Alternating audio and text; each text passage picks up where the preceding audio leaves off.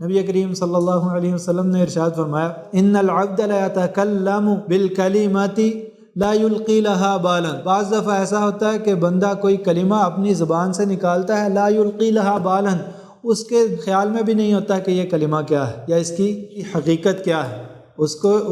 کی جو بڑائی ہے یا اس میں جو برائی ہے اس کے بارے میں خیال بھی نہیں ہوتا۔ نبی کریم صلی اللہ علیہ وسلم نے فرمایا یہوی بہ فی جہنم، اس کلمے کے ذریعے اللہ تعالیٰ اس کو جہنم میں ڈال دے۔ اور اسی حدیث میں نبی کریم صلی اللہ علیہ وسلم نے ارشاد فرمایا لیکن بعض دفعہ بندہ کوئی کلمہ بولتا ہے اور اس کے علم میں بھی نہیں ہوتا، لا یلقی لہا بالا، اس کا خیال بھی نہیں ہوتا کہ یہ کتنا عظیم کلمہ ہے، اور اس کلمہ کہنے کی وجہ سے اللہ تعالیٰ اس کو کئی درجات بلند کر دے۔ یعنی یہ زبان کی طاقت ہے کہ بندے کے خیال میں بھی نہیں کہ اس نے زبان کو کہاں استعمال کر دیا، اور اگر اللہ کی توفیق سے درست استعمال ہو گئی تو اس کے کئی درجات بڑھ جاتے ہیں، لیکن اگر اس کے شامت اعمال کی وجہ سے غلط استعمال ہو گئی اور اس کا خیال بھی نہیں ہے تو اس کلمے کی وجہ سے اللہ تعالیٰ اس کو جہنم میں ڈال دیتے ہیں۔